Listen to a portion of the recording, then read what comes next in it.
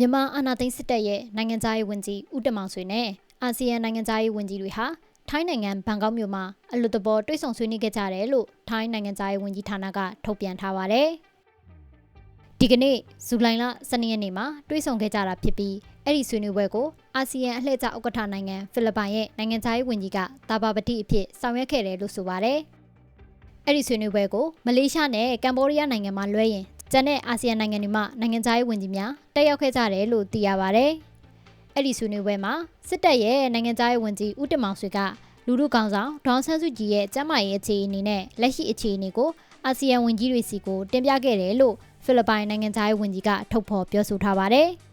။လက်ရှိဒေါအောင်ဆန်းစုကြည်ဟာကျန်းမာရေးကောင်းမွန်တယ်လို့စစ်တပ်နိုင်ငံသားရေးဝန်ကြီးကပြောဆိုထားကြောင်းသိရပါတယ်။ဒါ့အပြင်ဒေါအောင်ဆန်းစုကြည်ကိုဆွေမျိုးတဦးလိုသဘောထားကစောင့်ရှောက်ပေးထားပြီးတတ်မှတ်ထားတဲ့နေအိမ်မှာပြောင်းရွှေ့ပေးထားတယ်လို့စစ်တပ်နိုင်ငံသားရေးဝန်ကြီးကအာဆီယံနိုင်ငံသားရေးဝန်ကြီးတွေကိုပြောဆိုခဲ့တယ်လို့သိရပါတယ်။ဒါပေမဲ့ဒေါအောင်ဆန်းစုကြည်နဲ့အာဆီယံအထူးကိုယ်စားလှယ်တို့တွေ့ခွင့်ရဖို့တောင်းဆိုတာကိုတော့မြန်မာစစ်တပ်ဘက်ကလက်မခံသေးဘူးလို့ဖိလစ်ပိုင်နိုင်ငံသားရေးဝန်ကြီးကအတည်ပြုပြောကြားထားပါတယ်။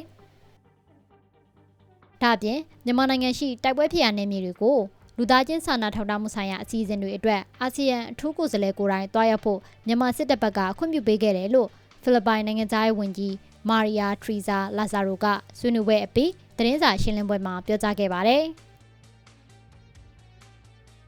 အာဆီယံနိုင်ငံသားရေးဝန်ကြီးတွေနဲ့တွေ့ဆုံပွဲမတိုင်မီဇူလိုင်လ17ရက်နေ့တုန်းကလည်းထိုင်းဒုတိယဝန်ကြီးချုပ်နဲ့နိုင်ငံသားရေးဝန်ကြီးစီဟာဆက်ဖွန်ကတ်ကဲရိုကမြန်မာစစ်တပ်ရဲ့နိုင်ငံသားရေးဝန်ကြီးဦးတင်မောင်ဆွေကိုတီးခြားလက်ခံတွေ့ဆုံခဲ့တယ်လို့သိရပါတယ်။